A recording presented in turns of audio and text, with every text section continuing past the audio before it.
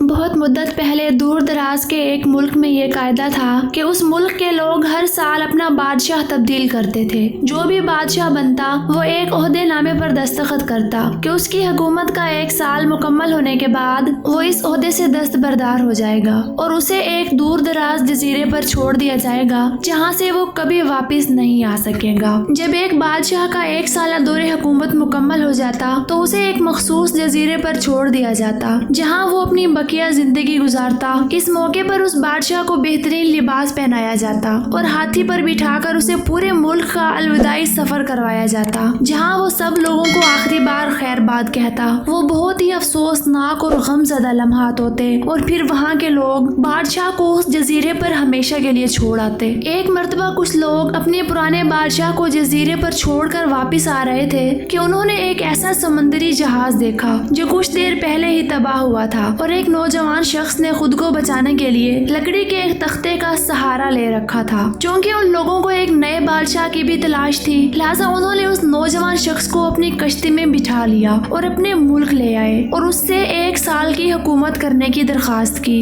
پہلے تو وہ نوجوان نہ مانا لیکن پھر وہ 1 سال کے لیے بادشاہ بننے پر رضامند ہو گیا۔ وہاں کے لوگوں نے اسے بادشاہت کے تمام اصول اور طریقے سمجھا دیے اور یہ بھی بتایا کہ 1 سال کے بعد اسے فلاں مخصوص جزیرے پر چھوڑ آئیں گے۔ بادشاہت کے تیسرے دن ہی اس نوجوان بادشاہ نے اپنے وزیر سے کہا مجھے وہ جگہ دکھائی جائے جہاں گزشتہ تمام بادشاہوں کو بھیجا گیا تھا۔ بادشاہ کی خواہش کا احترام کرتے ہوئے اسے وہ جزیرہ دکھانے کا اہتمام کیا گیا۔ وہ جزیرہ مکمل طور پر جنگل تھا اور جنگلی جانوروں سے بھرا ہوا تھا۔ ان جانوروں کی آوازیں جزیرے کے باہر تک بھی سنائی دے رہی تھی۔ بادشاہ جائزہ لینے کے لیے تھوڑا سا جنگل کے اندر گیا اور وہاں اس کے پچھلے تمام بادشاہوں کے ڈھانچے پڑے نظر آئے۔ وہ سمجھ گیا کہ بہت جلد اس کا بھی یہی حال ہوگا اور جنگلی جانور اس کو چیر پھاڑ کر کھا جائیں گے۔ ملک واپس پہنچ کر بادشاہ نے مضبوط اور توانا جسم کے 100 مزدور اکٹھے کیے، ان سب کو اس جزیرے پر لے گیا اور حکم دیا کہ جنگل کو 1 ماہ میں مکمل طور پر صاف کر دیا جائے، تمام خطرناک جانوروں کو مار دیا جائے اور سب فالتو درخت کاٹ دیے جائیں۔ وہ ہر ماہ جزیرے کا دورہ کرتا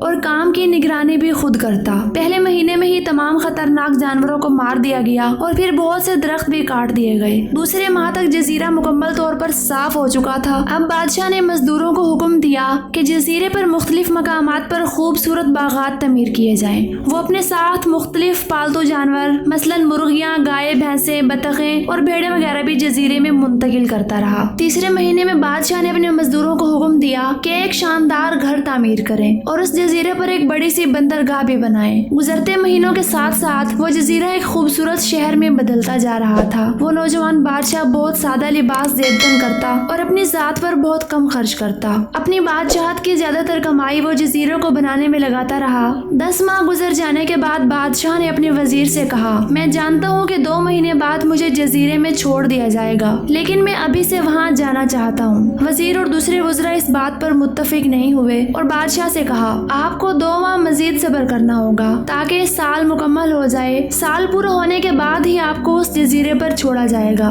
بالآخر 2 ماہ مکمل ہو گئے اور بادشاہت کا 1 سال ختم ہو گیا۔ حسب روایت وہاں کے لوگوں نے اپنے بادشاہ کو شاندار لباس پہنایا اور ہاتھی پر بٹھایا تاکہ وہ اپنی رعایا کو خیر آباد کہہ سکے۔ خلاف توقع یہ بادشاہ اپنی الوداعی تقریب پر بہت ہی خوش تھا۔ لوگوں نے اس سے پوچھا اس موقع پر تمام گزشتہ بادشاہ تو رو رہے تھے لیکن آپ ہنس رہے ہیں، آپ کے اس قدر خوش ہونے کی کیا وجہ ہے؟ اس نوجوان بادشاہ نے جواب دیا تم لوگوں نے داناؤں کا وہ قول نہیں سنا جب تم ایک چھوٹے بچے کی صورت میں اس دنیا میں آتے ہو تو تم رو رہے ہوتے ہو اور باقی لوگ سب ہنس رہے ہوتے ہیں۔ ایسی زندگی جیو کہ جب تم مرو تو تم ہنس رہے ہو اور باقی دنیا رو رہی ہو۔ میں نے ایسی ہی زندگی گزاری ہے۔ جس وقت تمام بادشاہ محل کی رنگینیوں میں کھوئے ہوئے ہوتے تھے تو میں اس وقت اپنے مستقبل کے بارے میں سوچتا تھا اور اس کے لیے لاہ عمل تیار کرتا تھا۔ میں نے اب اس جزیرے کو ایک ایسے خوبصورت قیامگاہ میں تبدیل کر دیا ہے جہاں اب میں اپنی باقی زندگی نہایت چین اور آرام و سکون سے گزار سکوں گا۔ دوستو اگر دیکھا جائے تو اس کہانی میں ہمارے لیے بھی ایک بہت بڑا سبق چھپا ہے۔ اگر آپ کو آج کی یہ ویڈیو پسند آئی ہو تو ویڈیو کو لائک کیجیے اور چینل کو بھی لازمی سبسکرائب کر لیں کیونکہ اس میں آپ کا ہی فائدہ ہے۔